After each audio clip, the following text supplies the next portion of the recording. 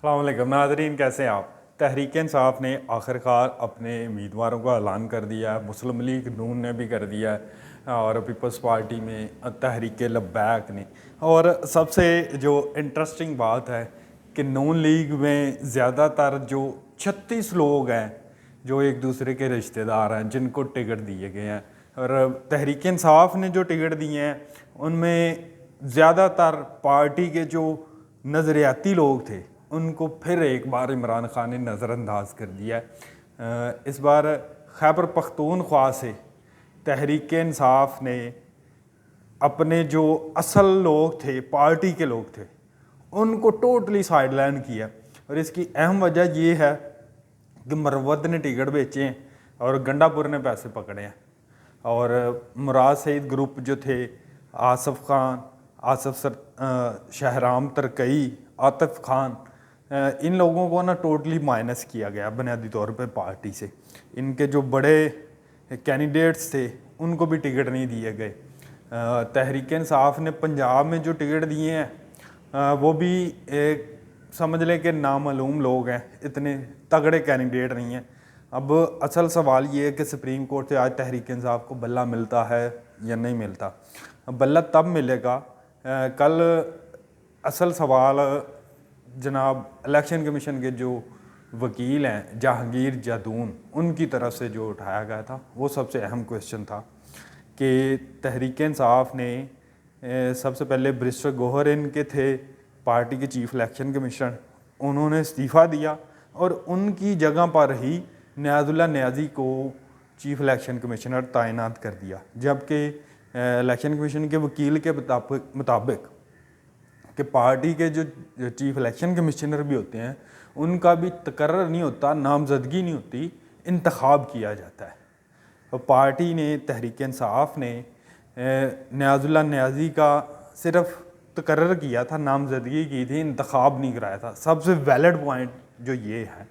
और दूसरे नंबर पे तहरीक इंसाफ के पार्टी इलेक्शन में कौन कौन लोग उम्मीदवार थे और जो जीते हैं उनके मद्दे मुकाबल कौन थे। एक प्रोसेस होता है हर इलेक्शन का कि एक पार्टी का जो कैंडिडेट है, सदर है पार्टी का, वो सदर बनना चाह रहा है दोबारा, और दूसरा बंदा भी कैंडिडेट है, वो दोनों कागजात नामजदगी पहले जमा कराएंगे।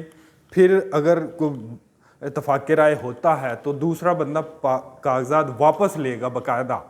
पहले वो जमा कराएंगे फिर वापस लेंगे। उसके लिए फिर एक पार्टी में एक अहम शर्त ये भी होती है कि पार्टी के बैलेट पेपर पर दोनों बंदों के नाम भी लिखे होने चाहिए। आपने वोट करना है ना, मेंबर हैं जो पार्टी के, उन्होंने वोट करना है, एक सदर को, चेयरमैन को मुंतखब करना है, तो उसके लिए आपको वोट भी डालना पड़ना है ना, उसके लिए आपको बैलेट पेपर छुपाने पड़ेंगे। और तहरीक इंसाफ ने अपने कोई बैलेट पेपर भी नहीं छुपाए। सबसे अहम बात यह है कि पार्टी इलेक्शन के लिए तहरीक इंसाफ ने बैलेट पेपर भी नहीं छुपाए और टोटली ये सिर्फ एक प्रेस रिलीज़ के लिए सही लोगों का इंतखाब कर लिया और इलेक्शन हो गया। और कल जस्टिस मुसर्रत हलाली साहिबा, उन्होंने भी बड़ा क्वेश्चन रेज़ किया है कि पाकिस्तान की सबसे बड़ी जो पार्टी डिक्लेयर करती है ख़ुद को तहरीक इंसाफ, उसने चिमकनी नामी एक गुमनाम गांव में इलेक्शन करवाए हैं। ये साबित होता है कि तहरीक इंसाफ बड़ी पार्टी नहीं थी, एक गुमनाम पार्टी ने गुमनाम गांव में ही अपना इलेक्शन करवाया और फिर वो फेक इलेक्शन से बल्ले का निशान भी पार्लियामेंट से ही मांग रही है, सुप्रीम कोर्ट से ही मांग रही है, इलेक्शन कमीशन से ही बल्ला मांग रही है, जबकि इलेक्शन ही फेक करवाए हैं। अब अहम सवाल ये है कि पाकिस्तान में अगली गवर्नमेंट किसकी बनेगी। अभी तक तो बज़ाहिर नज़र आ रहा है कि नवाज़ शरीफ जो हैं वाज़े अक्सरियत से गवर्नमेंट बनाएंगे और उनकी जो गवर्नमेंट होगी वो बड़ी स्ट्रॉन्ग होगी। नवाज़ शरीफ की हिस्ट्री है, उन्होंने कभी कमज़ोर हुकूमत नहीं ली। नवाज़ शरीफ जब भी इक़्तिदार में आए एक बड़े और मजबूत ताकतवर मैंडेट के साथ इक़्तिदार में आए हैं। अब भी नवाज़ शरीफ की यही प्लानिंग है कि वो बड़े मैंडेट के साथ प्राइम मिनिस्टर बनेंगे। नवाज़ शरीफ बड़े मैंडेट के साथ प्राइम मिनिस्टर बनते हैं तो ही वो डिलीवर करते हैं। अगर नवाज़ शरीफ डिलीवर करता है तो पाकिस्तान आगे बढ़ता है। इंशाल्लाह अगले वीलॉग में दोबारा मिलेंगे। अपना ख्याल रखिएगा। अल्लाह।